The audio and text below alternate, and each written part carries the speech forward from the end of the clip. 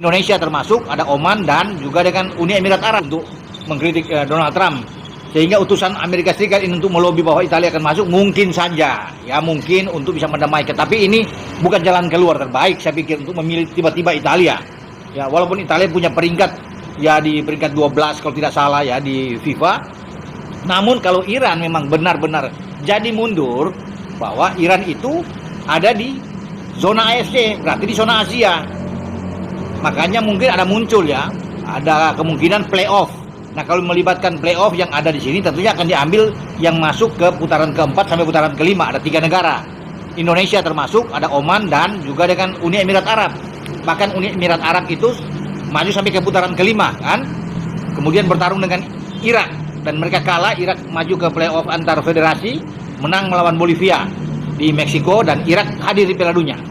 Ya. Sehingga kalau memang ada rencana playoff bisa saja FIFA mengadakan untuk di zona Asia. Ya, kalaupun ada muncul bahwa nanti ada di zona Asia sebagai wakil.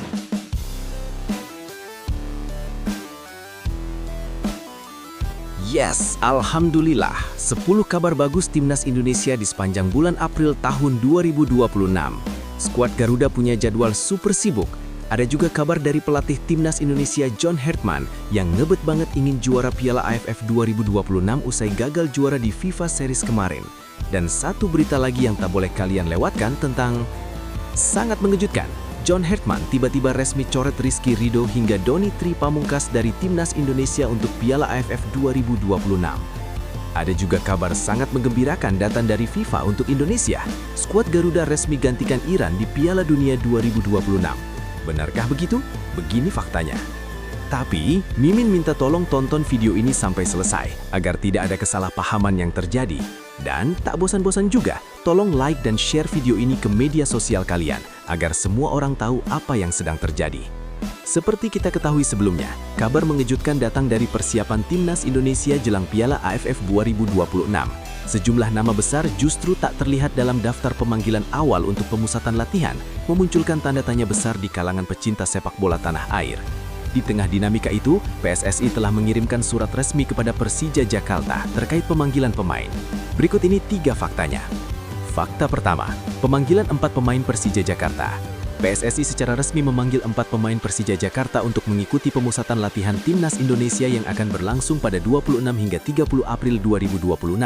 Agenda ini menjadi bagian penting dari persiapan menghadapi Piala AFF 2026 yang dijadwalkan bergulir mulai 24 Juli hingga 26 Agustus 2026. 4 nama yang dipanggil yakni Axel Runtukahu, Fajar Faturrahman, Shane Petinama, dan Witan Sulaiman. Pemanggilan ini dikonfirmasi langsung oleh manajer Persija Jakarta, Ardi Cahyoko. Ia menyampaikan ya, sepertinya begitu, dipanggil ke Timnas Indonesia. Pernyataan tersebut mempertegas bahwa komunikasi antara federasi dan klub berjalan, sekaligus memastikan bahwa pemain yang dipanggil siap mengikuti agenda tim nasional. Fakta kedua, absennya nama besar picu spekulasi. Tidak munculnya nama-nama seperti Rizky Ridho, Jordi Amat, Doni Tri Pamungkas hingga Mauro Zylstra menjadi sorotan utama. Keputusan ini menimbulkan spekulasi mengenai arah strategi yang sedang disusun oleh pelatih kepala John Hertman. Ada 2 kemungkinan yang mencuat. Pertama, Hertman diduga ingin memberi kesempatan kepada pemain lapis kedua atau mereka yang belum tampil di FIFA Series 2026. Strategi ini bisa menjadi upaya memperluas kedalaman skuad.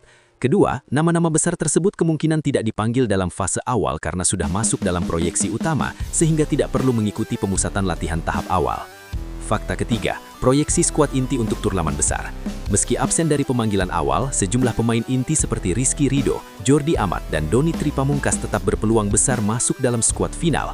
Hal ini tidak lepas dari performa mereka yang sudah teruji, termasuk saat membela Timnas Indonesia di ajang FIFA Series 2026. John Hertman disebut telah mengantongi penilaian terhadap para pemain tersebut, sehingga tidak membutuhkan observasi tambahan di tahap awal. Dengan kata lain, pemanggilan kali ini lebih berfokus pada penyaringan dan pemantapan pemain pelapis, sementara kerangka utama tim kemungkinan sudah mulai terbentuk. Situasi ini membuat persaingan di dalam tim semakin menarik.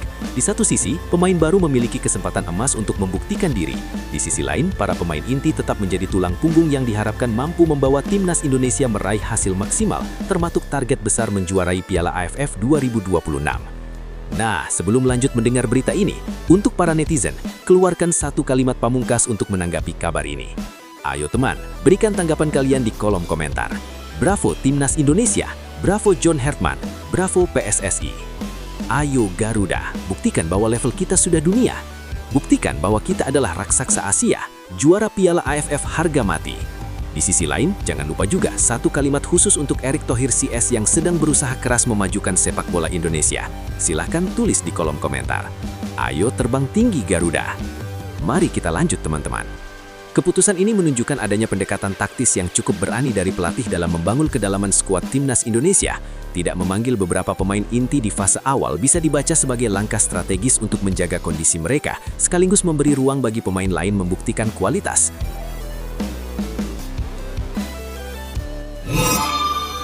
Jadwal Timnas Indonesia versus Oman di FIFA Matchday Juni 2026. Kemenangan perdana John Hartman lawan tim Asia.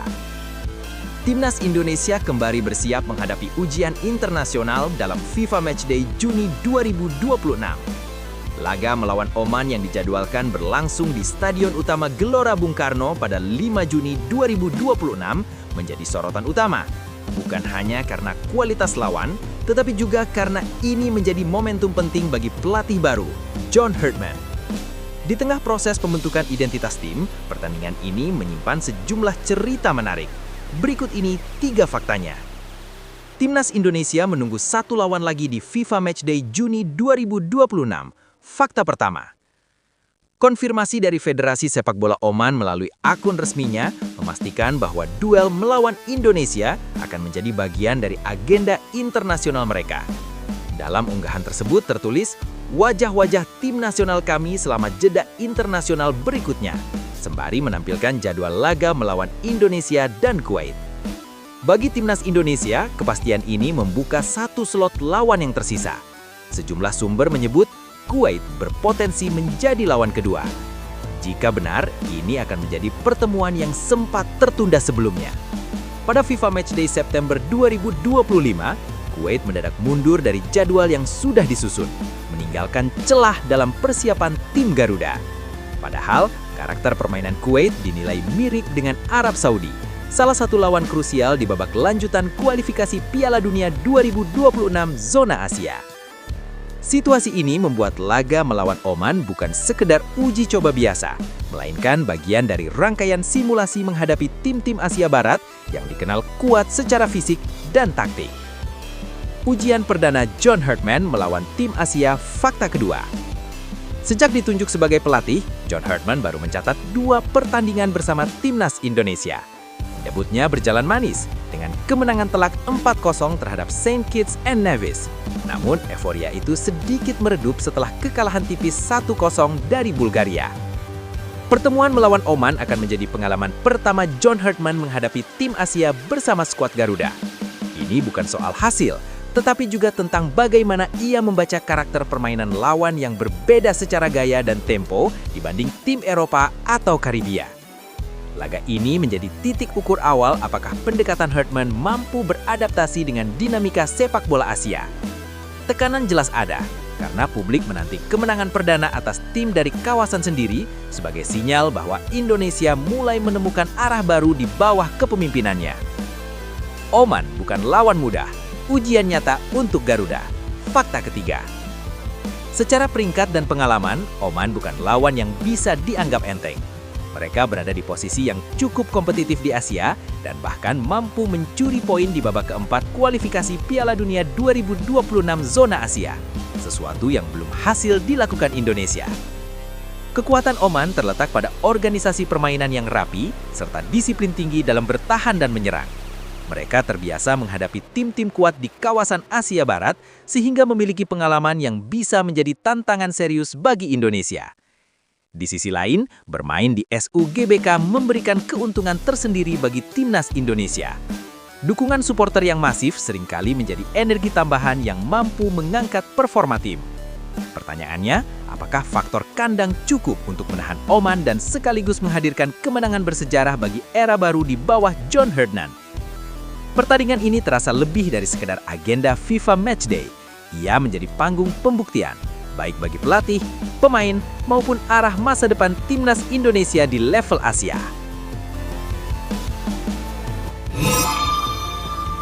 Di balik pemecatan STY, rupanya ada rencana besar untuk timnas Indonesia yang belum tersentuh. Saya yakin. Pemecatan Shin Tae-yong dari kursi pelatih timnas Indonesia pada awal 2025 bukan sekadar akhir dari sebuah era, tetapi juga menghentikan sejumlah rencana besar yang belum sempat diwujudkan. Sosok pelatih asal Korea Selatan itu masih terus jadi perbincangan karena warisan yang ia tinggalkan, mulai dari regenerasi pemain hingga capaian bersejarah di level Asia. Di balik kepergiannya, tersimpan strategi dan ambisi yang ternyata belum tersentuh. Berikut ini 3 faktanya. Fakta pertama, regenerasi berani yang mengubah wajah timnas. Selama menangani timnas Indonesia, Shin Tae-yong dikenal dengan pendekatan berani dalam merombak skuad. Ia melakukan pemotongan generasi dengan memberi kepercayaan besar kepada pemain muda. Langkah ini sempat memunculkan pro dan kontra, namun perlahan membuahkan hasil nyata di lapangan.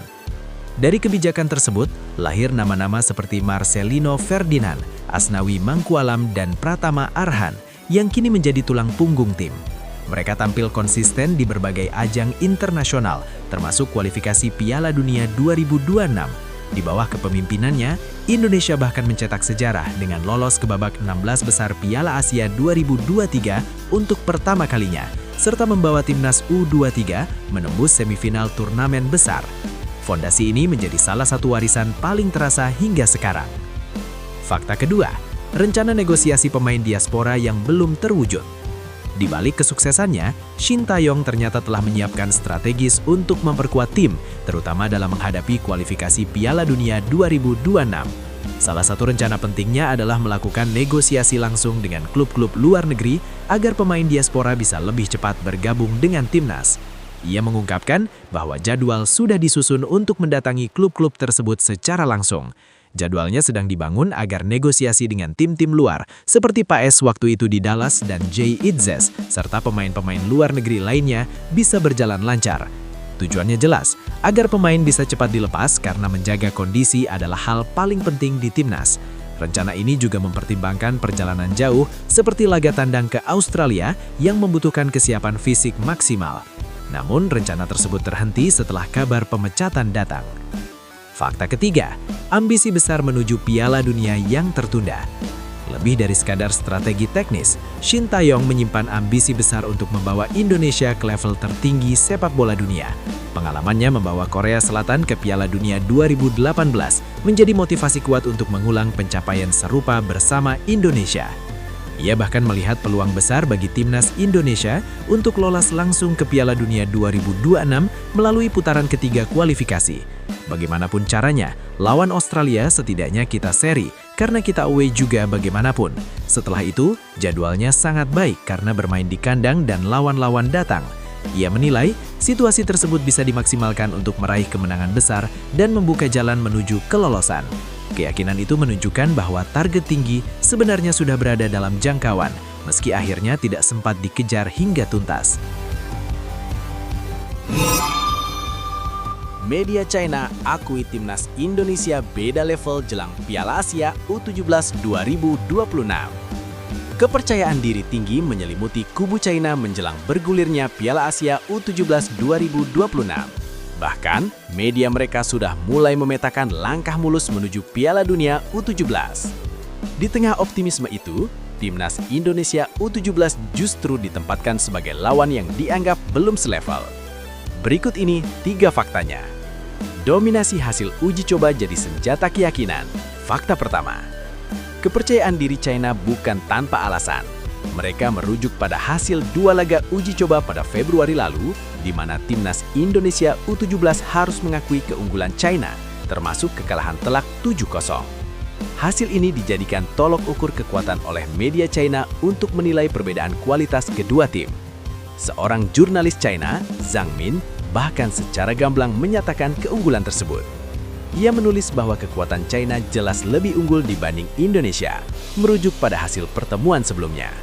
Pernyataan ini memperlihatkan bagaimana hasil masa lalu masih menjadi bayang-bayang yang membentuk persepsi kekuatan saat ini, meski sepak bola seringkali menghadirkan kejutan yang tak terduga.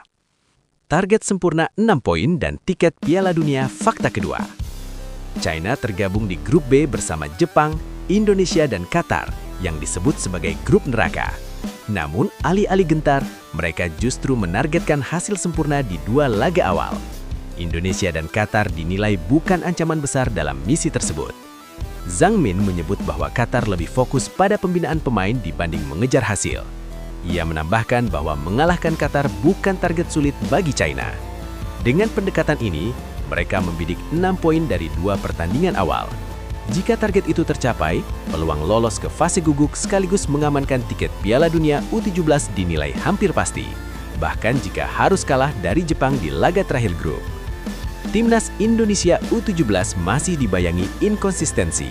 Fakta ketiga. Di sisi lain, kondisi Timnas Indonesia U17 justru sedang berada dalam sorotan. Penampilan yang belum stabil di Piala AFF U17 2026 menimbulkan keraguan terhadap kesiapan tim menghadapi level Asia yang lebih kompetitif.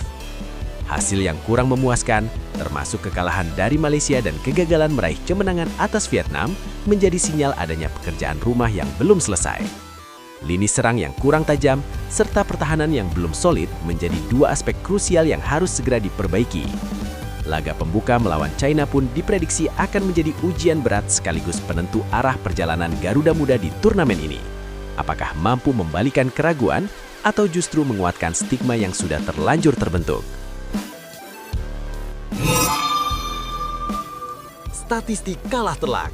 Nasib Maarten Paes di ujung tanduk usai Ajax siap datangkan kiper 186 miliar rupiah dari Jerman. Situasi panas mulai terasa di bawah Mister Ajax Amsterdam menjelang bursa transfer musim panas 2026. Nama Maarten Paes yang sempat menjadi andalan kini justru berada di posisi rawan di tengah upaya klub mencari solusi atas krisis penjaga gawang yang mereka alami sepanjang musim.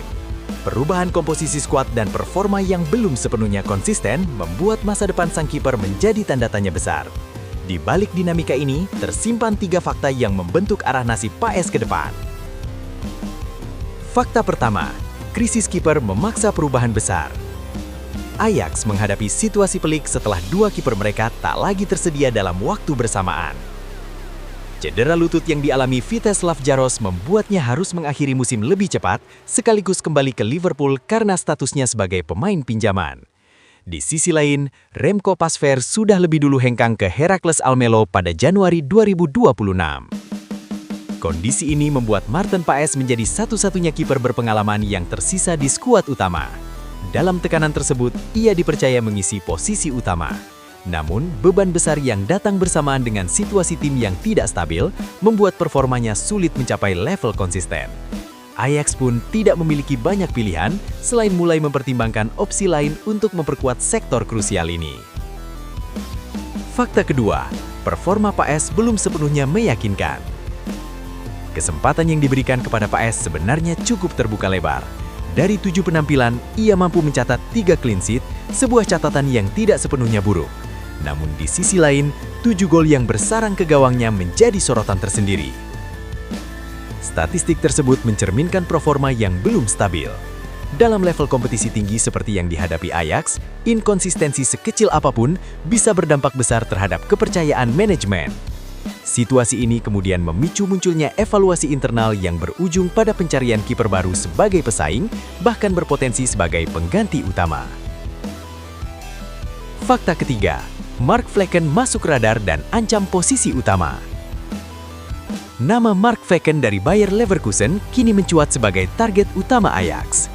Kiper berusia 32 tahun itu dinilai memiliki pengalaman panjang di sepak bola Jerman setelah sempat memperkuat sejumlah klub sebelum akhirnya bergabung dengan Leverkusen. Meski performanya musim ini juga menuai kritik, Ajax melihat peluang untuk memanfaatkan situasi tersebut. Media Belanda menilai potensi transfer ini sebagai langkah strategis. Kedatangan Mark Flekken akan menjadi langkah maju yang signifikan bagi Ajax, tulis Football Transfers.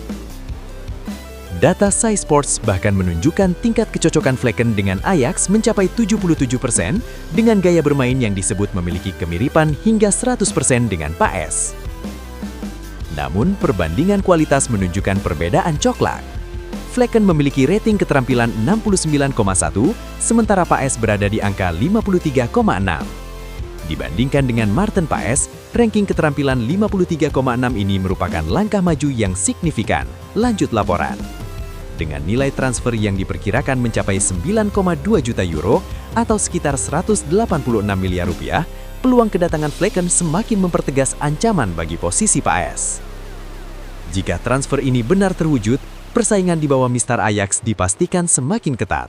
Bagi Maarten Paes, ini bukan soal kehilangan tempat utama, tetapi juga ujian untuk membuktikan bahwa dirinya masih layak menjadi pilihan utama di tengah tekanan besar dan ekspektasi tinggi.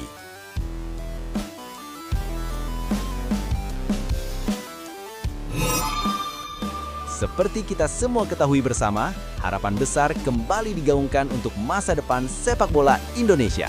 Ketua Umum PSSI, Erick Thohir, menargetkan Timnas Indonesia bisa menembus putaran final Piala Dunia 2030, sebuah momen yang bertepatan dengan usia 100 tahun PSSI.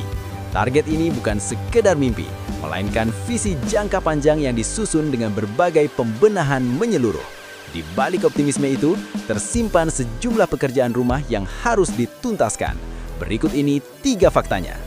Fondasi sepak bola jadi kunci utama. Fakta pertama, perjalanan menuju Piala Dunia 2030 tidak dibangun dalam semalam.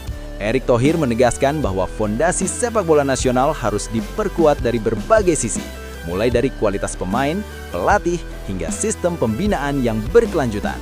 Ia menyebut bahwa semua elemen tersebut harus berjalan beriringan agar mampu melahirkan tim nasional yang kompetitif di level dunia. Dalam pernyataannya, Erick menegaskan pentingnya konsistensi dalam membangun kualitas tersebut.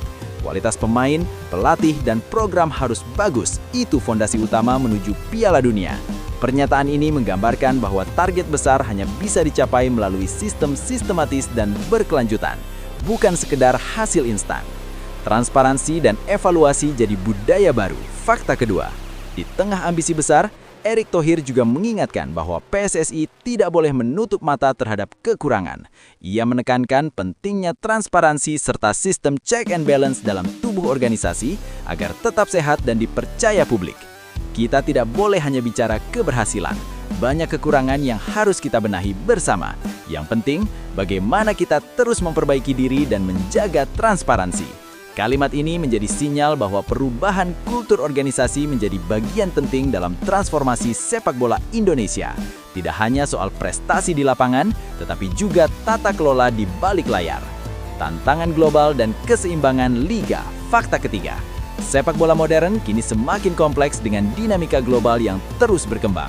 Erick Thohir melihat bahwa penambahan kompetisi dan peserta di level internasional tidak otomatis membuat sebuah negara menjadi lebih sukses.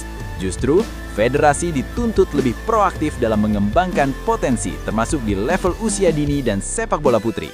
Selain itu, ia menyoroti pentingnya keseimbangan antara kompetisi liga dan tim nasional. Liga harus sehat karena klub yang sehat akan mendukung tim nasional yang kuat. Pernyataan ini menegaskan bahwa ekosistem sepak bola tidak bisa berjalan timpang. Klub dan tim nasional harus tumbuh bersama agar menciptakan kekuatan yang berkelanjutan. Di sisi lain, perhatian terhadap kondisi fisik pemain juga menjadi sorotan. Pemain kita sudah baik, jangan sampai terganggu cedera jangka panjang. Ini harus dijaga bersama. Hal ini menunjukkan bahwa detail kecil seperti kebugaran pemain pun menjadi bagian penting dalam perjalanan menuju panggung dunia. Target Piala Dunia 2030 bukan sekedar ambisi, melainkan peta jalan besar yang menuntut kerja kolektif. Ketika fondasi diperkuat, transparansi dijaga, dan ekosistem berjalan seimbang, mimpi itu perlahan berubah menjadi sesuatu yang semakin mungkin digapai. Nah, sebelum lanjut mendengar berita ini, untuk para netizen, keluarkan satu kalimat pamungkas untuk menanggapi kabar ini. Ayo teman, berikan tanggapan kalian di kolom komentar. Bravo Timnas Indonesia, bravo John Hartman, bravo PSSI. Ayo Garuda, buktikan bahwa level kita sudah dunia. Buktikan bahwa kita adalah raksasa Asia. Tiket Piala Dunia harga mati. Di sisi lain, jangan lupa juga satu kalimat khusus untuk Erick Thohir CS yang sedang berusaha keras memajukan sepak bola Indonesia. Silahkan tulis di kolom komentar. Ayo terbang tinggi Garuda. Mari kita lanjut teman-teman. Target lolos ke Piala Dunia 2030 terasa ambisius, tapi bukan sesuatu yang mustahil jika arah pembenahan benar-benar dijalankan secara konsisten. Pernyataan Erick Thohir menunjukkan adanya kesadaran bahwa sepak bola tidak bisa dibangun hanya dari hasil pertandingan, melainkan dari sistem yang kuat dan berkelanjutan. Update nilai pasar 5 pemain timnas Indonesia di Eropa. Jay Itzes termahal dengan 173 miliar rupiah. Perkembangan pemain timnas Indonesia yang berkarir di Eropa tidak hanya terlihat dari performa di lapangan, tetapi juga tercermin dari nilai pasar mereka yang terus bergerak. Dari yang melonjak drastis hingga yang mengalami penurunan, dinamika ini menggambarkan perjalanan karir yang penuh tantangan. Berikut ini 3 faktanya. Dominasi Jay Itzes di puncak nilai pasar. Fakta pertama, nama Jay Itzes kini berdiri di posisi teratas sebagai pemain timnas Indonesia dengan nilai pasar tertinggi di Eropa. Bek yang bermain untuk US Sassuolo mencapai angka 10 juta euro atau sekitar 173 miliar rupiah. Sebuah lonjakan yang mencerminkan konsistensi dan perkembangan pesat dalam kariernya. Kenaikan nilai pasar Itzes tidak terjadi secara instan. Sejak memulai langkah di Italia bersama Venezia FC pada 2023 hingga pindah ke Sassuolo pada 2025, grafik performanya terus menanjak. Dari 2,5 juta euro hingga akhirnya menyentuh angka tertinggi. Perjalanan ini menjadi bukti bahwa stabilitas performa dan keberanian mengambil tantangan di liga kompetitif seperti Serie A mampu mengangkat nilai seorang pemain secara signifikan. Fluktuasi dan tantangan pemain lain. Fakta kedua, di bawah Itzes, Kevin Dix menempati posisi kedua dengan nilai pasar 5 juta euro saat membela Borussia Mönchengladbach. Nilainya sempat mengalami naik turun dalam beberapa tahun terakhir, menunjukkan bahwa performa yang tidak stabil bisa berdampak langsung pada valuasi pemain di pasar Eropa yang sangat kompetitif. Sementara itu, kisah berbeda dialami Mace Hilgers. Bek FC20 ini justru mengalami penurunan nilai pasar cukup tajam akibat cedera dan inkonsistensi performa. Dari sempat menyentuh 10 juta euro, nilainya kini turun menjadi 4 juta euro. Situasi ini memperlihatkan betapa pentingnya faktor kebugaran dan kepercayaan tim menjadi elemen krusial dalam menjaga nilai seorang pemain. Pengalaman dan kebangkitan nilai. Fakta ketiga. Di posisi berikutnya, Emil Audero dan Kelvin Verdonk menghadirkan cerita berbeda tentang perjalanan karier. Audero yang kini bermain untuk US Cremonese sempat memiliki nilai pasar hingga 15 juta euro saat membela Sampdoria pada 2019. Kini, nilainya berada di angka 3,2 juta euro, mencerminkan fase karier yang terus berubah seiring waktu dan kesempatan bermain. Di sisi lain, Verdonk justru menunjukkan tren positif. Setelah bergabung dengan LOSC Lille, nilai pasarnya mencapai 3 juta euro, menjadi yang tertinggi sepanjang kariernya. Dari sebelumnya hanya berkisar ratusan ribu euro saat bermain di Belanda, lonjakan ini menandakan bahwa keputusan pindah klub dan tampil di liga yang lebih kompetitif dapat menjadi titik balik penting bagi seorang pemain. Dinamika nilai pasar para pemain ini menunjukkan bahwa perjalanan karier di Eropa tidak pernah statis. Ada yang terus menanjak berkat konsistensi, ada yang harus menghadapi penurunan karena cedera dan performa, serta ada pula yang menemukan momentum kebangkitan di klub baru. Persaingan di level tertinggi menuntut ketahanan mental, kerja keras, dan kemampuan beradaptasi yang tinggi. Setiap tantangan yang datang justru bisa menjadi batu loncatan untuk mencapai level berikutnya, selama tetap fokus dan tidak berhenti berkembang. Erick Thohir kutuk keras aksi brutal tendangan kungfu Fadly Alberto. PSSI minta Komdis jatuhkan sanksi terberat. Jagat sepak bola Indonesia kembali terusik oleh insiden yang tak mencerminkan sportivitas.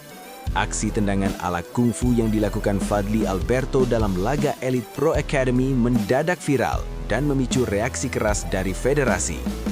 Peristiwa ini bukan sekedar pelanggaran biasa, tetapi menjadi alarm serius bagi pembinaan pemain muda. Ada 3 faktanya. Fakta pertama, amarah federasi memuncak atas aksi brutal di lapangan. Insiden terjadi saat Bhayangkara FC U20 menghadapi Dewa United U20 di Stadion Citarum. Dalam momen yang mengejutkan, Fadly Alberto melakukan tendangan keras yang membuat lawannya terpental. Rekaman kejadian itu dengan cepat menyebar di media sosial dan menuai kecaman luas dari publik sepak bola nasional. Reaksi paling keras datang dari Ketua Umum PSSI melalui pernyataan resmi yang disampaikan Sekjen Yunus Nusi. PSSI sudah menerima laporan tentang kejadian pertandingan antara Dewa United dan Bhayangkara di IPA, dan Ketua Umum sangat mengkutuk keras atas kejadian ini serta pemain yang melakukan hal itu. Pernyataan tersebut menegaskan bahwa federasi tidak akan mentoleransi tindakan kekerasan di lapangan, terlebih dilakukan oleh pemain yang pernah memperkuat timnas kelompok usia. Fakta kedua, PSSI dorong hukuman terberat dan percepatan sidang disiplin. Tak berhenti pada kecaman, PSSI langsung mengambil langkah konkret dengan meminta Komite Disiplin menjatuhkan sanksi maksimal. Kasus ini bahkan diminta menjadi prioritas agar segera diproses dan diputuskan tanpa penundaan. PSSI segera menyampaikan hal ini kepada Komite Disiplin untuk diambil tindakan seberat-beratnya dan diminta ini menjadi prioritas sidang Komdis untuk segera dilaksanakan dan diputuskan. Ketegasan ini menunjukkan komitmen federasi dalam menjaga integritas kompetisi dan memberi efek jera, terutama di level pembinaan pemain muda yang seharusnya menjunjung tinggi fair play. Fakta ketiga, dampak luas dari karir pemain hingga evaluasi sistem. Insiden ini tidak hanya berdampak pada korban di lapangan, tetapi juga langsung memukul karir Fadly Alberto. Pelatih timnas U20 Nova Arianto bergerak cepat dengan mencoret sang pemain dari skuad yang dipersiapkan untuk Piala AFF U19 2026. Keputusan ini menjadi sinyal bahwa perilaku di lapangan memiliki konsekuensi besar terhadap masa depan pemain.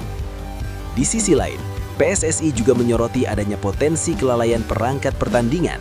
PSSI sangat prihatin dan menyayangkan kejadian ini, dan tentu siapapun yang terlibat dalam kasus ini, PSSI dan Komdis akan mengambil tindakan. Bahkan evaluasi terhadap wasit dan perangkat pertandingan akan dilakukan, termasuk kemungkinan sanksi jika terbukti lalai. Pesan tegas pun disampaikan kepada seluruh pemain agar menjaga emosi karena tindakan sesaat bisa merugikan tim sekaligus menghancurkan karir sendiri. Live di RCTI malam hari. Ini jadwal siaran langsung Timnas Indonesia U17 versus Timnas China U17 di Piala Asia U17 2026 Arab Saudi. Laga pembuka yang menentukan langsung menanti Timnas Indonesia U17 di panggung Piala Asia U17 2026. Pertemuan kontra China U17 bukan sekedar duel biasa, melainkan ujian awal yang bisa menentukan arah perjalanan Garuda Asia di turnamen ini. Bermain di Arab Saudi, tekanan dan harapan datang bersamaan. Berikut ini 3 faktanya. Fakta pertama, ujian berat dari lawan yang pernah menyakiti. Pertemuan dengan China U17 bukan cerita baru bagi Timnas Indonesia U17. Justru, memori pahit masih segar setelah 2 kekalahan dalam laga uji coba sebelumnya. Skor telak 0-7 dan kekalahan tipis 2-3 menjadi bukti bahwa lawan kali ini punya kualitas yang tidak bisa dianggap remeh. Situasi ini menuntut respon cepat dari tim pelatih yang dipimpin Kurniawan Dwi Yulianto. Evaluasi semeluruh menjadi kunci agar kesalahan serupa tidak terulang. Meski begitu, kondisi tim kini berbeda dengan hadirnya tambahan pemain diaspora yang membawa harapan baru. Pengalaman dan kualitas individu mereka diharapkan mampu mengangkat performa tim saat menghadapi tekanan di laga pembuka. Fakta kedua, suntikan kekuatan dari pemain diaspora.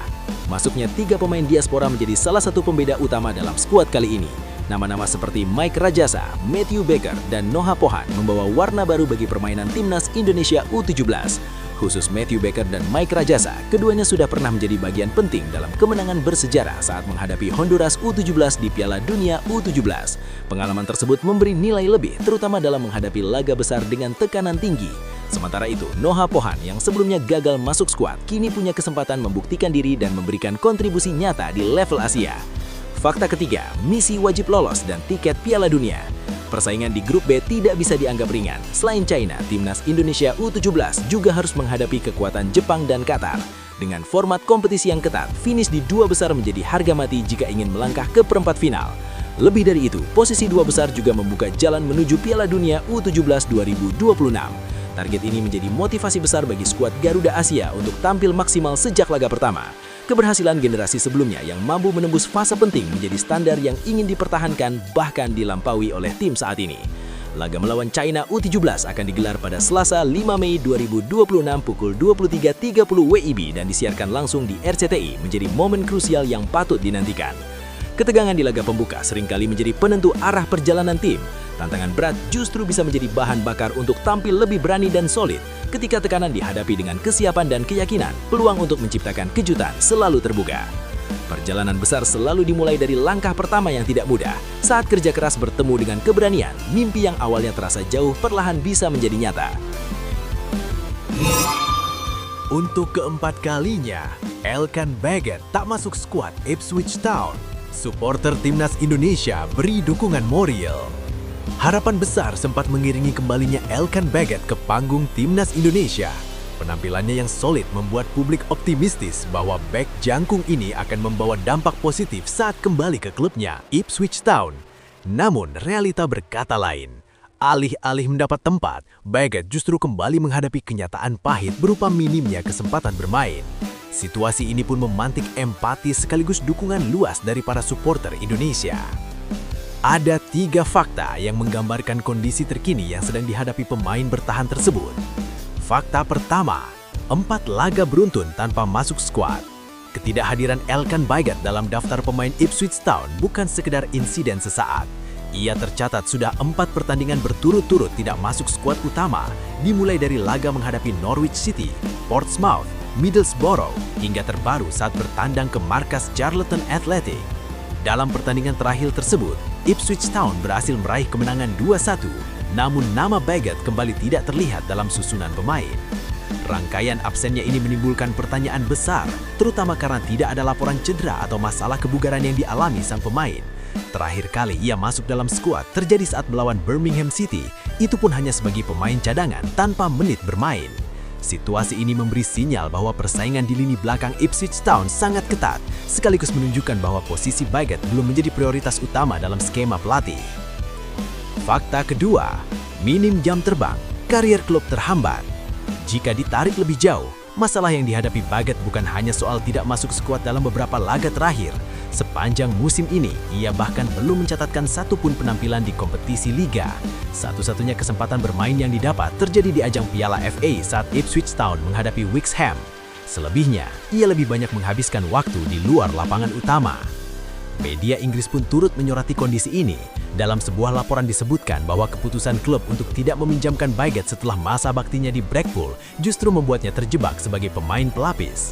Alih-alih dipinjamkan kembali setelah masa baktinya di Blackpool, pemain berusia 23 tahun itu justru dipertahankan sebagai pemain cadangan di posisi bek tengah dengan sebagian besar penampilannya untuk tim U21 di Premier League 2, tulis media tersebut. Situasi ini tentu tidak ideal bagi perkembangan seorang pemain muda. Jam terbang adalah faktor krusial dalam membangun konsistensi, kepercayaan diri, serta peningkatan kualitas individu. Tanpa itu, potensi besar yang dimiliki Baggett berisiko tidak berkembang secara maksimal meskipun ia berada di lingkungan kompetitif seperti sepak bola Inggris. Fakta ketiga, gelombang dukungan dan harapan dari tanah air. Di tengah tekanan dan ketidakpastian yang dihadapi, satu hal yang tetap konsisten adalah dukungan dari para supporter timnas Indonesia. Media sosial dipenuhi pesan semangat yang ditujukan kepada Baggett. Mereka tidak hanya menunjukkan kepedulian, tetapi juga berharap sang pemain tetap kuat menghadapi fase sulit dalam kariernya. Semangat Elkan, tulis salah satu supporter sebagai bentuk dukungan sederhana namun bermakna, sementara yang lain memberikan saran yang lebih strategis. Ayo cari klub baru Big Man supaya dapat menit bermain yang cukup. Sayang kemampuan kamu kalau tidak berkembang karena kurang menit bermain. Ada pula yang melihat kemungkinan masa depan dengan sudut pandang yang berbeda. Kalau Ipswich promosi ke Premier League, Baggett bakal dipinjemin lagi, gak apa-apa biar dapat jam terbang. Dukungan ini mencerminkan besarnya harapan publik terhadap Baggett sebagai bagian dari masa depan timnas Indonesia. Ia bukan sekedar pemain biasa, melainkan simbol potensi diaspora yang mampu bersaing di level internasional. Oleh karena itu, setiap perkembangan dalam kariernya selalu mendapat perhatian khusus. Di balik situasi yang tidak ideal ini, tersimpan pelajaran penting tentang perjalanan seorang pemain profesional. Tidak semua fase berjalan mulus, dan terkadang justru momen sulit menjadi titik balik yang menentukan arah karier. Bagi Elkan Baggett, ini bisa menjadi ujian mental sekaligus peluang untuk bangkit, mencari jalan baru dan membuktikan kualitasnya di level yang lebih tinggi.